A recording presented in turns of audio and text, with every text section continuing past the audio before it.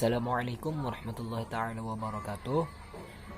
Saya Muhammad Naufal di sini selaku pemateri dari kelompok 10 dan rekan saya yang bernama Sukma Adi Putra. Di sini kami akan menjelaskan makalah kami yang berjudul Kelembagaan Pendidikan Islam di Madrasah. Saya selaku pemateri pertama akan menjelaskan materi tentang latar belakang lahirnya madrasah. Pada masa Khalifah Umar bin Khattab, dijumpai sejumlah pengajar yang secara resmi diangkat oleh Khalifah untuk mengajar di masjid-masjid seperti Masjid Kufah, Basrah, dan Damaskus. Fungsi masjid pada saat itu bukan hanya sebagai tempat ibadah, melainkan juga sebagai tempat lembaga pendidikan atau tempat pengajaran ajaran agama Islam. Kemudian selain itu, di beberapa daerah masjid juga dibangun dengan nama para pengajar yang ada di sana, seperti Masjid Asy-Syafi'i, Masjid Abdurrahman Al-Syamarghani, dan Masjid Abu Bakar Al-Syami. Semua masjid-masjid tersebut merujuk kepada nama pengajar yang ada di masjid tersebut. Kemudian tahap kedua dalam sejarah pendidikan Islam yaitu ada namanya Masjid Khan. Jadi setelah tahap pertama yaitu masjid, kemudian ada tahap kedua yang namanya Masjid Khan. Masjid Khan ini berbeda dengan masjid pada umumnya. Jika masjid pada umumnya hanya sebagai tempat ibadah, kemudian sebagai tempat pembelajaran yang dilangsungkan di dalam masjid, Masjid Khan ini konsepnya sama seperti pesantren yang ada di Indonesia atau pesantren pada umumnya yang ada di seluruh Indonesia dan seluruh dunia, yakni dengan adanya pemondokan atau asrama untuk para penuntut ilmu. Istilah lembaga pendidikan Masjid Khan, makna yang paling tepat untuk memahami kata Khan tersebut ialah kata asrama. Pembangunan Khan ini berkaitan erat dengan kepedulian umat Islam terhadap para penuntut ilmu, khususnya untuk mereka yang berasal dari daerah luar atau dari daerah yang jauh daripada masjid tersebut. Maka untuk itu diberikanlah mereka fasilitas tempat tinggal, yaitu berupa asrama atau pemondokan, agar mereka tidak terlalu jauh dalam menuntut ilmu. Kemudian setelah tahap kedua, yaitu setelah tahap Masjid Khan, maka muncullah tahap yang ketiga, yaitu tahap pembentukan madrasah. Adapun madrasah yang dimaksud dalam fase ini atau fase pramodern ini ialah tidak sama dengan madrasah yang ada di Indonesia pada zaman sekarang, melainkan pada fase ini madrasah lebih ditunjukkan atau lebih merujuk kepada jajaran pendidikan tinggi yang berkembang pada fase itu, pada masa itu. Namun perguruan tinggi di madrasah ini pun tidak sama pula dengan perguruan tinggi yang ada pada zaman sekarang. Adapun madrasah yang kita kenal seperti zaman sekarang itu pertama kali dibangun yakni pada sebelum abad ke-10. Atau lebih tepatnya, madrasah pertama itu didirikan sejak tahun 1065 sampai 1067 di Baghdad, yang didirikan oleh Nizam al-Mulk, yaitu seorang perdana menteri kekhalifahan Bani Saljuk. Oleh karena itu pula nama madrasah ini digunakan daripada nama pendirinya yaitu Nizam, maka nama madrasah ini ialah Madrasah Nizamiyah. Kemudian adapun di Indonesia awal mula munculnya madrasah yaitu sekitar pada awal abad ke-20. Yakni madrasah yang pertama yaitu ada namanya Madrasah Abadiyah di Padang, Sumatera Barat, yang didirikan oleh Abdullah Ahmad pada tahun 1909. Kemudian diikuti oleh madrasah lain seperti di Niaskul Labai Al-Yunusi pada tahun 1915 di Sumatera Barat. Kemudian ada Madrasah Nahdlatul Ulama di Jawa Tengah. Kemudian ada Madrasah Muhammadiyah di Yogyakarta, Madrasah Tashwik Tulab di Jawa Tengah, kemudian Madrasah Persatuan Umat Islam di Jawa Barat, dan Madrasah Jami'at Khair di Jakarta. Dan selain itu pula masih banyak terdapat madrasah-madrasah lain yang muncul setelah sekitaran abad ke-20 tersebut. Kemudian latar belakang berdirinya madrasah ini tidak terlepas daripada dua faktor, yakni yang pertama itu semangat pembaharuan Islam yang berasal dari Islam pusat, yaitu daripada Timur Tengah. Kemudian faktor yang kedua ialah bentuk respon pendidikan terhadap kebijakan pemerintah Hindia Belanda, yang mana mereka mendirikan sekolah atau mengembangkan sekolah umum tanpa memasukkan pendidikan agama. Kemudian adapun fase perkembangan madrasah itu terbagi kepada 3 fase, yaitu yang pertama adalah fase madrasah pada masa penjajahan Belanda dan Jepang. Sejak awal diterapkannya sistem madrasah di Indonesia, yakni pada awal sekitar abad ke-20, madrasah telah menampilkan identitasnya sebagai lembaga pendidikan Islam. Identitas itu tetap dipertahankan meskipun harus menghadapi berbagai tantangan dan kendala yang tidak kecil, terutama pada masa penjajahan tersebut. Ada 2 faktor yang penting yang melatar belakangi kemunculan madrasah, yaitu yang pertama, adanya pandangan yang mengatakan bahwa sistem pendidikan Islam di Indonesia yang tradisional dirasakan kurang bisa memenuhi kebutuhan pragmatis masyarakat. Kemudian yang kedua, adanya kekhawatiran atas kecepatan perkembangan persekolahan Belanda yang akan menimbulkan pemikiran sekuler di masyarakat. Kemudian untuk menyeimbangkan pemikiran sekuler ini, maka para reformis khususnya dari kalangan Muhammadiyah memutuskan atau memasukkan pendidikan Islam dalam persekolahan melalui pembangunan madrasah. Kemudian fase atau masa yang kedua ialah masa Orde Lama. Pada tahun 1945, madrasah kembali bermunculan dengan tetap menyandang identitasnya, yaitu sebagai lembaga pendidikan Islam, yang mana tentunya tidak lepas daripada perhatian para pejabat pada saat itu. Terbukti dengan adanya Badan Pekerja Komite Nasional Indonesia Pusat atau disingkat dengan BPKIP sebagai badan legislatif pada masa itu. Dalam maklumatnya, yaitu pada tanggal 20 Desember 1945, mereka menganjurkan agar pendidikan dan pengajaran di langgar, surau, masjid, dan madrasah harus berjalan terus ditingkatkan. Kemudian pada tanggal 27 Desember 1945, sebagai tindak lanjut daripada maklumat tersebut, BPKIP menyarankan agar madrasah dan pondok pesantren mendapat perhatian dan bantuan material dari pemerintah, karena madrasah dan pondok pesantren pada hakikatnya merupakan salah satu dan sumber dari pendidikan dan pencerdasan rakyat jelata yang sudah berurat berakar dalam masyarakat Indonesia pada umumnya. Pemerintah Republik Indonesia tidak kalah perhatiannya terhadap madrasah atau pendidikan Islam umumnya. Terbukti juga dengan dibentuknya Departemen Agama atau Kementerian Agama pada 3 Januari 1946. Dalam bagian struktur organisasinya terdapat bagian pendidikan dengan tugas pokoknya mengurus masalah pendidikan agama di sekolah umum dan pendidikan agama di sekolah agama, yaitu madrasah dan pesantren. Kemudian masa yang ketiga yaitu ada masa Orde Baru. Salah satu kebijakan Departemen Agama atau Kementerian Agama terhadap madrasah yang cukup mendasar ialah dibuatnya Surat Kesepakatan Bersama atau SKB 3 Menteri, yaitu Menteri Pendidikan dan Kebudayaan, Menteri Dalam Negeri, dan Menteri Agama tentang peningkatan mutu pendidikan pada madrasah, yakni pada tahun 1975. Baik, selanjutnya materi yang kedua ialah perbedaan madrasah dengan pesantren dan lembaga pendidikan lainnya. Yang pertama yaitu madrasah, sebagaimana yang telah dijelaskan pada materi pertama tentang latar belakang lahirnya madrasah, yang mana terbagi kepada 3 tahap, yakni tahap pertama ialah pendidikan masjid, kemudian yang kedua adalah masjid khan, dan yang ketiga ialah tahap lahirnya madrasah. Sebagaimana lanjutan daripada pembahasan yang sebelumnya, yaitu dibentuknya Surat Kesepakatan Bersama atau SKB 3 Menteri. SKB 3 Menteri tanggal 24 Maret 1975 berusaha mengembalikan ketertinggalan pendidikan Islam untuk memasuki mainstream pendidikan nasional. Kebijakan ini membawa pengaruh yang sangat besar bagi madrasah. Karena pertama, ijazah dapat mempunyai nilai yang sama dengan sekolah umum yang sederajat. Kemudian yang kedua yaitu lulusan sekolah madrasah dapat melanjutkan ke sekolah umum, dan yang ketiga siswa madrasah dapat pindah ke sekolah umum yang setingkat. Dengan SKB tersebut, madrasah memperoleh definisi yang semakin jelas sebagai lembaga pendidikan yang setara dengan sekolah sekalipun pengelolanya tetap berada di bawah Departemen Agama.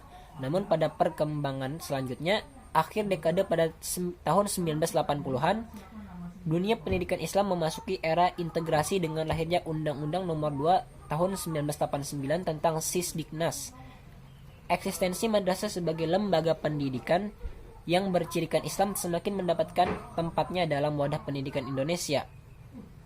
Dengan samanya status madrasah dengan sekolah umum, maka hanya ciri khusus agama Islam yang perlu dipertahankan dengan muatan kurikulum pendidikan agama yang benar-benar standar, dapat memperkuat keimanan dan ketakwaan. Lulusan madrasah harus berbeda dengan lulusan sekolah umum lainnya, sedangkan dalam kurikulum mata pelajaran eksternal dan ilmu sosial dan bahasa asing harus diupayakan lulusan madrasah dapat berkompetensi dengan lulusan sekolah umum. Adapun kurikulum dalam pendidikan madrasah yakni 70% terdiri daripada bidang studi agama dan 30%-nya terdiri daripada bidang studi umum. Pada pendidikan madrasah, bidang studi agama Islam dibagi ke dalam beberapa sub mata pelajaran seperti Al-Quran Hadis, akidah akhlak, fikih, sejarah kebudayaan Islam, dan bahasa Arab. Sementara pada pendidikan umum, bidang studi agama Islam yang bermacam-macam itu digabung menjadi satu dan porsinya hanya 2 jam per minggu. Dan biasanya dalam sekolah umum itu hanya ada satu mata pelajaran agama, yakni pendidikan agama Islam. Kemudian budaya sekolah dalam pendidikan madrasah, yakni dengan menggunakan budaya yang muslim atau lingkungan yang Islam, yang mana para siswinya memakai jilbab sebagai identitas dirinya dan siswanya memakai celana panjang. Sedangkan pada sekolah umum baik siswa maupun siswi memakai baju dan celana pendek untuk tingkat SLTP dan celana panjang untuk tingkat SMU. Memakai jilbab pada sekolah umum bagi siswi tetap diperbolehkan. Kemudian lembaga yang kedua ialah pesantren. Awal mula munculnya pesantren tidak diketahui dengan pasti, hanya saja diketahui yakni pada sekitar abad ke-15 Masehi. Pesantren telah didirikan oleh para penyebar agama Islam yang dikenal dengan istilah Wali Songo, seperti di Ampel oleh Sunan Ampel dan Giri oleh Sunan Giri. Upaya tersebut sekaligus membuktikan bahwa peran Wali Songo sangat besar dalam mengembangkan sistem pendidikan Islam model pesantren di tanah air. Para peneliti sepakat bahwa pesantren merupakan lembaga pendidikan tradisional asli Indonesia. Namun, mereka mempunyai pandangan yang berbeda dalam melihat proses lahirnya pesantren tersebut. Perbedaan pandangan tersebut dikategorikan dalam 2 kelompok besar, yaitu yang pertama, kelompok yang mengatakan bahwa pesantren merupakan hasil kreasi sejarah anak bangsa setelah mengalami persentuhan budaya dengan budaya pra-Islam yang memiliki kesamaan dengan sistem pendidikan Hindu-Buddha. Kemudian pesantren disamakan dengan mandala dan asrama dalam khazanah lembaga pendidikan pra-Islam. Pesantren merupakan sekumpulan komunitas independen yang pada awalnya mengisolasi diri di sebuah tempat yang jauh dari pusat perkotaan. Kemudian yang kedua, kelompok yang mengatakan bahwa pesantren diadopsi dari lembaga pendidikan Islam di Timur Tengah. Sebagai lembaga pendidikan, pesantren menyelenggarakan pendidikan formal dan pendidikan non-formal yang secara khusus mengajarkan fikih, hadis, tafsir, tauhid, tasawuf yang bersumber daripada kitab-kitab kuning dan mempelajari bahasa Arab, yakni nahwu, sorof, balaghah, tajwid, mantik, dan akhlak. Dengan demikian, pesantren merupakan lembaga pendidikan yang syarat atau yang penuh dengan ilmu-ilmu agama Islam. Kemudian isi kurikulum pesantren terfokus pada ilmu-ilmu agama seperti bahasa Arab, fikih, hadis, tafsir, ilmu kalam, tarikh, dan lain sebagainya. Kemudian adapun literatur ilmu-ilmu tersebut yakni dari kitab-kitab klasik yang biasa disebut dengan kitab kuning. Kemudian ada beberapa metode dalam pengajaran di pesantren seperti hafalan atau tahfiz, yakni para santri diberikan tugas untuk menghafal beberapa ayat Al-Quran atau beberapa bait atau baris kalimat dari sebuah kitab.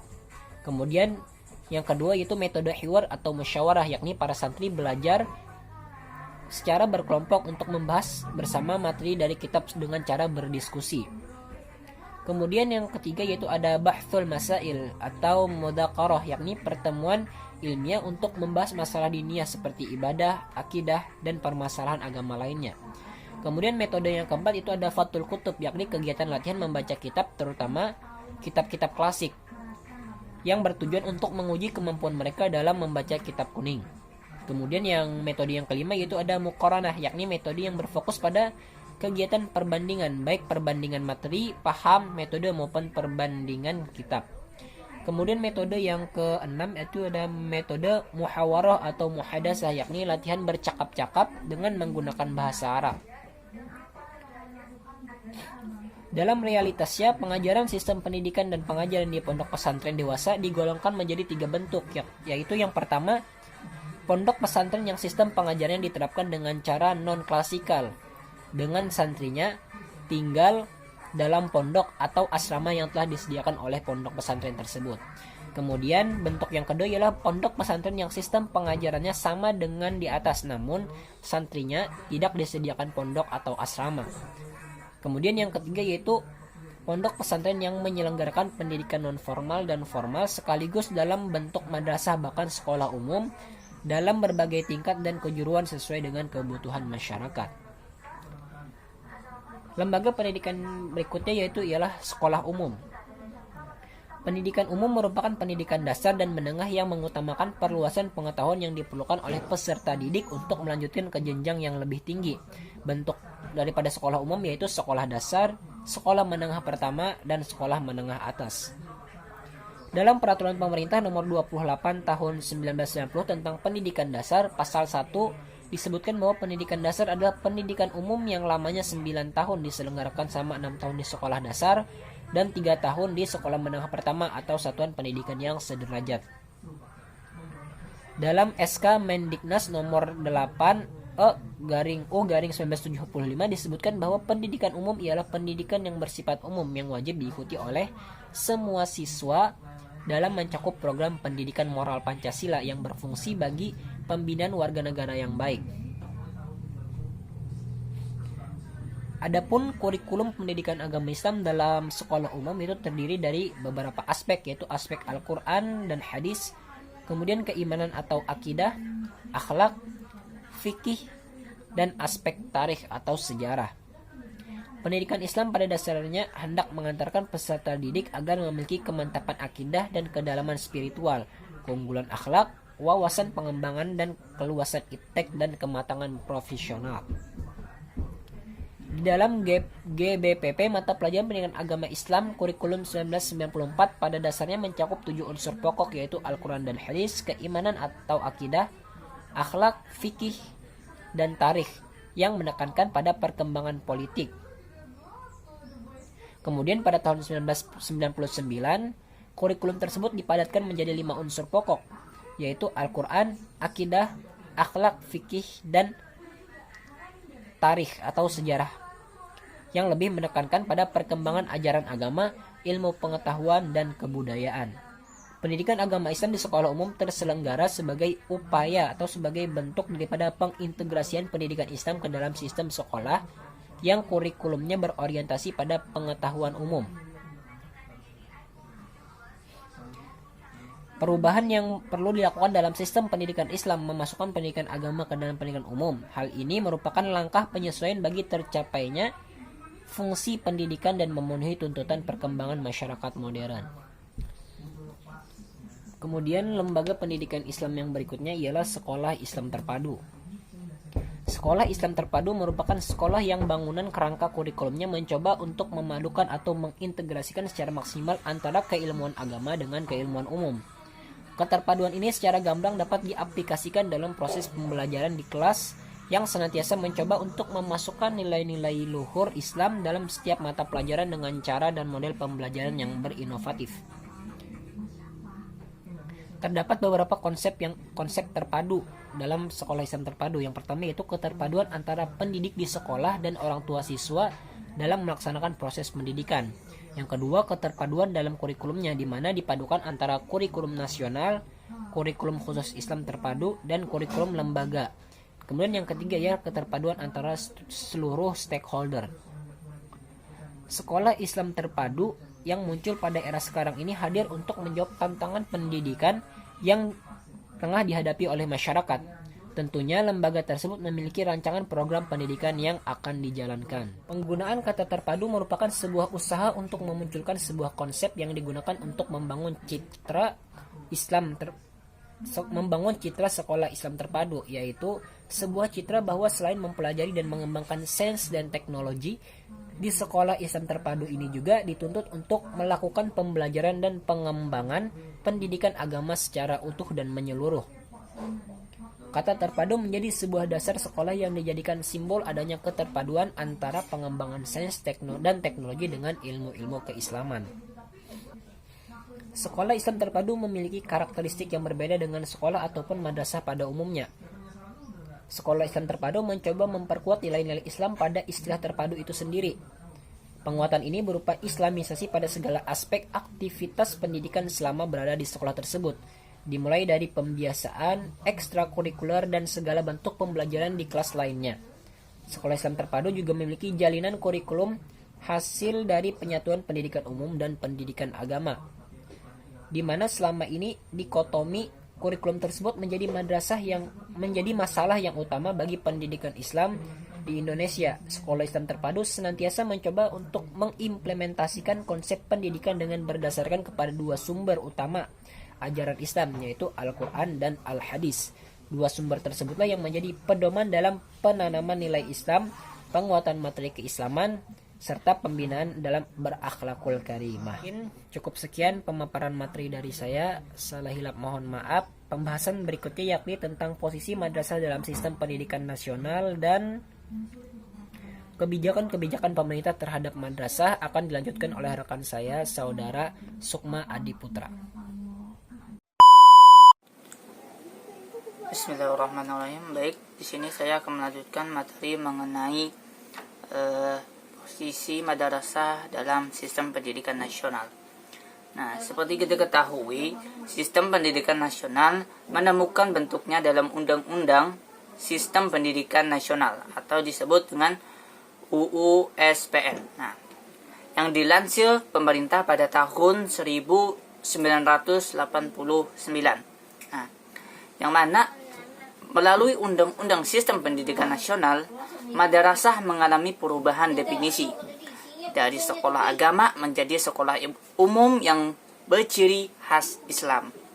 Nah, perubahan definisi ini penting artinya, karena dengan demikian berarti madrasah tidak hanya mendapatkan legitimasi sepenuhnya sebagai bagian dari sistem pendidikan nasional. Nah, madrasah sebagai lembaga pendidikan Islam telah menyesuaikan dengan sistem pendidikan nasional sejak lahirnya Undang-Undang Nomor 2 Tahun 1989 tentang Sistem Pendidikan Nasional. Nah, dalam hubungan ini juga madrasah sebagai lembaga yang termasuk dalam pengelolaan Departemen Agama. Nah, tetapi keberadaannya diakui dalam sistem pendidikan nasional. Nah, oleh sebab itu, posisi madrasah terselenggara secara terpadu dalam Undang-Undang Sistem Pendidikan Nasional Nomor 2 Tahun 1989. Yang mana madrasah ini diakui sebagai lembaga pendidikan Islam sebagai subsistem dari sistem pendidikan nasional dan juga sebagai sekolah umum yang berciri khas Islam. Nah, dalam pasal 17 ayat 2 dan 18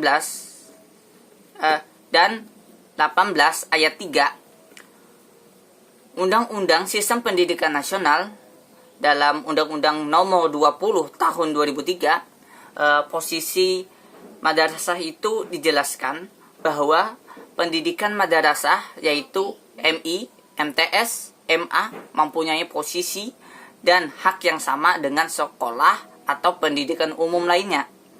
Nah, adapun juga dalam isi pasal 17 ayat 2 bahwa pendidikan dasar seperti SD dan MI atau bentuk lainnya yang sederajat serta SMP dan MTS atau bentuk lainnya yang sederajat, nah, disamakan juga.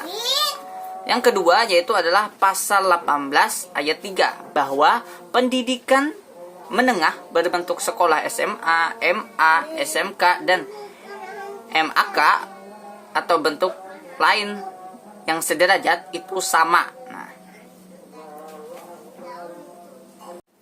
Baik, membahas materi selanjutnya yaitu adalah kebijakan-kebijakan pemerintah terhadap madrasah. Nah, seperti kita ketahui, apa sih pengertian kebijakan terlebih dahulu? Nah, kebijakan merupakan sebuah keputusan pemerintah yang bersifat umum dan berlaku bagi seluruh anggota masyarakat, yang mana kebijakan tersebut dapat berupa undang-undang, PPP, parlemen, Kapres, dan lain-lain yang bersifat mengikat dan wajib dilaksanakan. Nah, kebijakan pemerintah terhadap pendidikan madrasah merupakan keputusan pemerintah yang bersifat mengikat. Nah, mengenai pendidikan madrasah tentang pengaturan, pengelolaan, dan lain-lain diwujudkan dalam bentuk program-program yang ada di undang-undang, di PP, parlemen, dan Kapres, dan selainnya. Nah, dalam rangka pengaturan kegiatan pendidikan di madrasah, maka pemerintah dalam hal ini yaitu Departemen Agama itu mengeluarkan peraturan Menteri Agama nomor 1 tahun 1946. Nah, tanggal 19 Desember 1946 ini menetapkan bahwa madrasah adalah tiap-tiap tempat yang mengajarkan ilmu pengetahuan agama sebagai pokok pengajarannya. Nah, dan beberapa mata pelajaran umum yang wajib juga diajarkan di madrasah. Nah, adapun mata pelajaran yang dimaksud yaitu adalah bahasa Indonesia, menghitung, membaca, menulis dengan huruf-huruf. Nah, baik huruf Arab atau Latin. Nah, yang mana di sini diperuntukkan untuk semua madrasah, baik tingkat rendah maupun tingkat yang tinggi. Nah, di sini untuk lebih jelasnya yaitu adalah ada beberapa kebijakan pemerintah, yaitu yang pertama yaitu adalah kebijakan awal atau integrasi dalam sistem pendidikan nasional dan wajib belajar. Nah, itu yang pertama. Yang mana kebijakan awal ini dimulai sejak didirikannya madrasah pada tanggal 22 Desember 1945. Nah, ketika itu BPKNIP membuat maklumat yang mengharuskan pemajuan pengajaran dan pendidikan di tingkat madrasah, pondok, pesantren, dan pengajian lainnya. Nah, yang mana kebijakan awal ini dapat dilihat dari masa awal pemerintahan Orde Baru. Nah, tetapi seiring berjalannya waktu muncul berbagai macam permasalahan pada saat itu di permasalahan terhadap madrasah. Nah, yang mana semakin menambah citra keterpurukan pendidikan madrasah pada saat itu.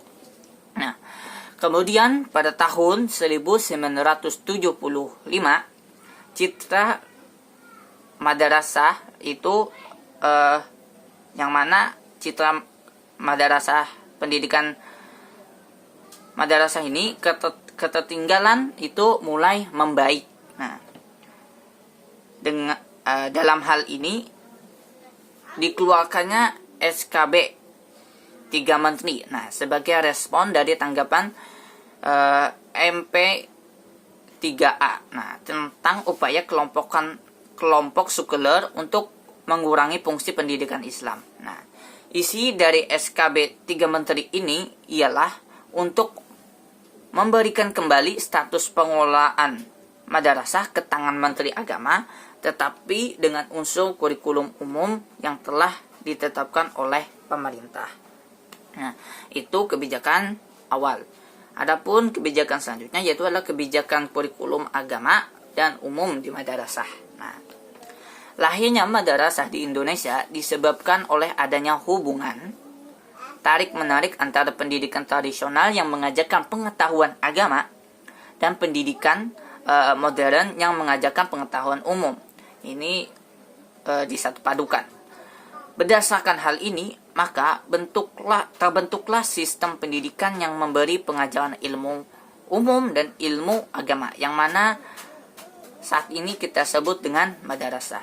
Nah, madrasah pada tahun 1958 mempunyai kurikulum yang terdiri dari 30% mata pelajaran umum dan 70% mata pelajaran agama. Nah, kebijakan ini pun membawa citra negatif bagi madrasah karena hanya mengajarkan pelajaran umum sebanyak 330%. Sehingga madrasah dianggap sebagai lembaga pendidikan yang ketinggalan zaman. Nah, untuk memperbaiki citra keterbelakangan dan ketertinggalan ini, maka pada tahun 1975 dikeluarkanlah SKB Menteri yang memberikan ketetapan tentang kebijakan peningkatan mutu madrasah dan kelulusan madrasah yang dapat melanjutkan pendidikan ke jenjang pendidikan pendidikan umum lainnya. Nah, itu kebijakan kedua, yaitu mengenai kebijakan kurikulum agama dan umum di madrasah. Adapun kebijakan selanjutnya yaitu adalah kebijakan peningkatan mutu madrasah. Nah, yaitu kebijakan selanjutnya yaitu kebijakan peningkatan mutu madrasah. Nah, kebijakan mutu di madrasah dapat dibagi menjadi 4 kategori, yaitu MAPK, madrasah swasta, pemberdayaan madrasah swasta, dan madrasah terbuka. Jadi kita membahas mengenai MAPK terlebih dahulu. Nah, apa sih kepanjangan MAPK ini? MAPK ini adalah Madrasah Aliyah Program Khusus. Nah, yang mana merupakan madrasah yang memberikan penekanan pada ilmu-ilmu keislaman, yaitu dengan memakai pengantar bahasa asing, yaitu Arab dan Inggris. Nah, yang mana MAPK ini pertama kali didirikan pada masa Munawir Sadali. Nah, dengan tujuan agar lulusan madrasah dapat masuk atau lolos di perguruan tinggi Islam yang unggul. Nah, adapun yang kedua yaitu adalah madrasah model. Nah, madrasah model merupakan lembaga pendidikan pencontohan yang dibentuk dan dikembangkan oleh Departemen Agama. Pembentukan madrasah model ini dilatar belakangi oleh beberapa hal, yaitu yang pertama, sangat memperhatikannya mutu pendidikan madrasah di Indonesia hingga diperlukannya madrasah percontohan yang memiliki keunggulan-keunggulan. Yang kedua, yaitu sekolah-sekolah umum relatif lebih unggul di berbagai bidang dibandingkan dengan madrasah. Yang ketiga, terdapatnya berbagai keterbatasan, khususnya dana, dan yang mempersulit madrasah negeri dan swasta untuk melakukan perubahan secara serentak menuju sekolah dengan mutu standar. Nah, adapun selanjutnya yaitu adalah pemberdayaan madrasah swasta. Nah, madrasah swasta pada umumnya banyak didirikan oleh masyarakat dengan modal semangat keagamaan yang tinggi dengan maksud agar dapat memberikan bekal kepada generasi muslim dengan pengetahuan umum dan agama yang mencukupi. Tetapi modal semangat dan agama tidaklah cukup jika tidak diimbangi dengan finansial, manajemen, mutu pendidikan, dan sarana pendidikan yang baik. Maka dari itu pemerintah membantu madrasah dalam hal-hal dana. Nah, itu yang ketiga. Adapun yang terakhir yaitu madrasah terbuka. Nah, madrasah terbuka didirikan dengan tujuan agar masyarakat Indonesia memiliki kesempatan yang sama untuk dapat melanjutkan pendidikannya, khususnya bagi mereka yang mempunyai kekurangan dalam hal ekonomi atau berada di daerah pelosok yang jauh. Nah, Sehingga dengan didirikannya madrasah terbuka ini dapat memberikan harapan akan kesetaraan bagi masyarakat dalam bidang pendidikan. Yang mana madrasah terbuka ini sama dengan madrasah lainnya, madrasah pada umumnya. Nah, jadi dapat disimpulkan bahwasanya ialah ada beberapa kebijakan pemerintah terhadap madrasah. Yang pertamanya itu adalah kebijakan awal. Nah, yang kedua yaitu kebijakan apa tadi? Kurikulum agama dan umum di madrasah. Yang terakhir itu adalah kebijakan peningkatan mutu di madrasah. Yang mana peningkatan kebijakan mutu ini terbagi menjadi 4 yang tadi. Nah, yaitu adalah madrasah aliyah program khusus, madrasah swasta, pemberdayaan madrasah swasta, dan madrasah terbuka. Baik, mungkin itu pemaparan materi dari kami. Salah hilap mohon maaf. Wassalamualaikum warahmatullahi wabarakatuh.